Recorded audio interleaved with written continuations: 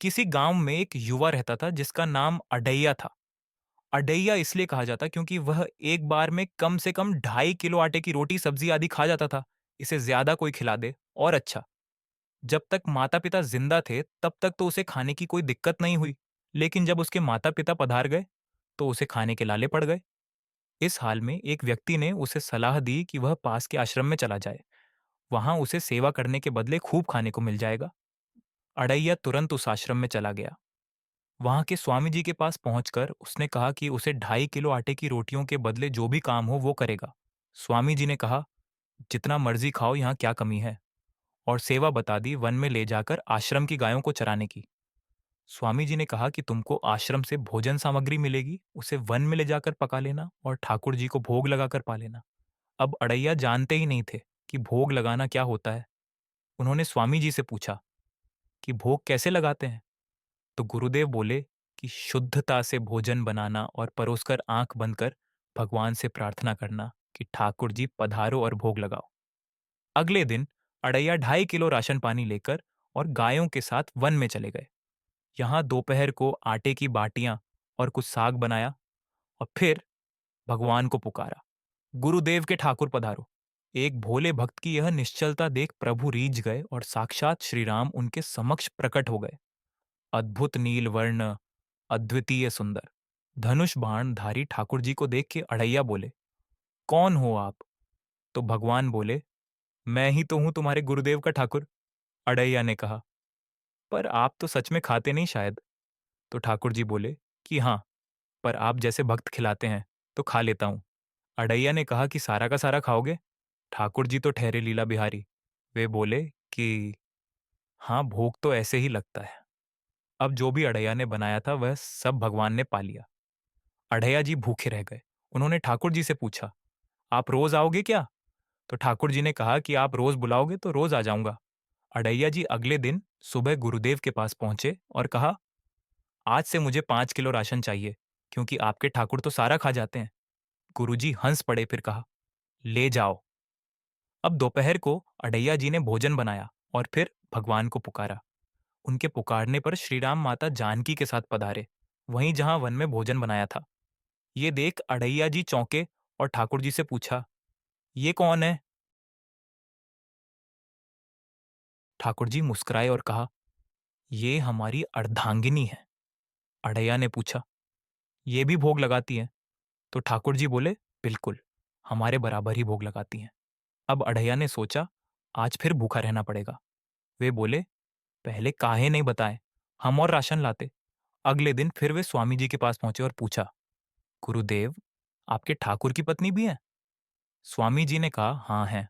तो अड़ैया जी बोले कि आपके ठाकुर उनके साथ ही आए थे और दोनों ने सारा भोग लगा लिया, इसलिए आज से 7.5 किलो राशन ले जाऊंगा। गुरु जी के आश्चर्य का ठिकाना नहीं रहा। खैर, उन्होंने राशन दे दिया।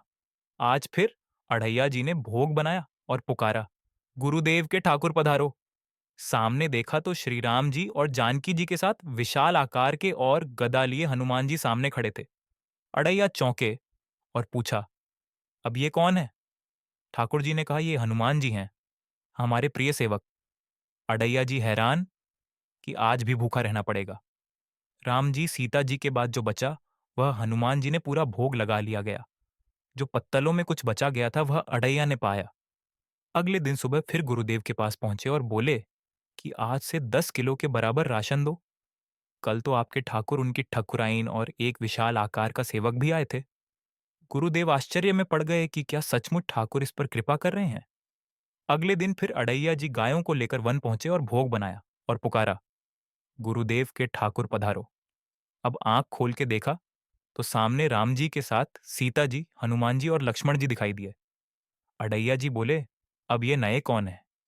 लीला बिहारी। ठाकुर जी बोले, ये हमारे छोटे भाई हैं।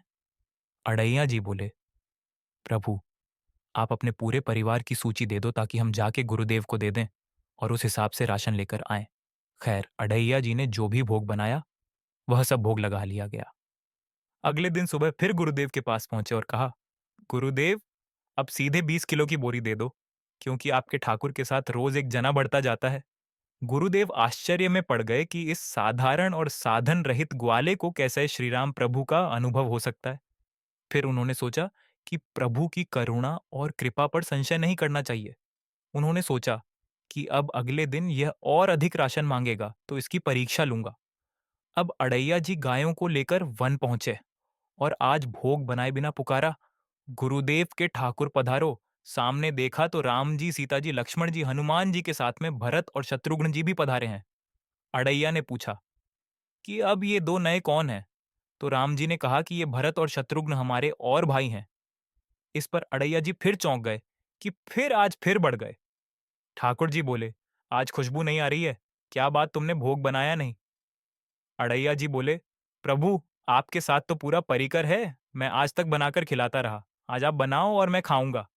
इस पर भगवान हंस पड़े और सीता जी, लक्ष्मण जी, हनुमान जी से कहा कि आज तो हमको भोजन बनाना है। अब सब भोजन बनाने में लग गए। सीता माता चूल्हा तैयार करने में जुट गईं। हनुमान जी पल भर में उपला लकड़ी ले आए। लक्ष्मण जी आग जलाने लगे। इतने में अडैया जी गाय इकट्ठा करने के बहाने भागकर आश्रम पहुंचे और गुरुदेव से बोले कि गुरुदेव, रोज राशन बढ़ाकर ले जाने पर आप शंका करते हैं ना, तो आज तो मैं आपके ठाकुर के पूरे परिवार को फंसा कर आया हूं, खुद ही चलकर देख लो। गुरुदेव को सुनकर रोमांच हो रहा था, फिर भी वे अड़ैया के साथ वन को चल दिए। गुरुजी खुद भजनानंदी भक्त थे, इसीलिए उनको परिकर सहित भगवान के दर्शन हो गए। उन्होंने देखा कि पूरा राम दरबार वहां उपस्थित था और सब भोजन बनाने में जुटे थे। गुरुजी जाकर श्री राम के चरणों में दंडवत किए और पूछे कि प्रभु, ये कैसी लीला है? भगवान बोले, मैं अनन्य सहजता के भाव वालों और दीनहीनों के लिए अगम्य नहीं हूं, उनके लिए इसी तरह रीझ कर प्रकट हो जाता हूं। इसके बाद माता सीता जी का बना भोग प्रभु ने पाया और अंत में माता सीता ने एक कौर अड़ैया जी को खिलाया, तो उनको भगवान के दिव्य स्वरूप का ज्ञान हो गया और वे भक्त अड़ैया के नाम से विख्यात हुए।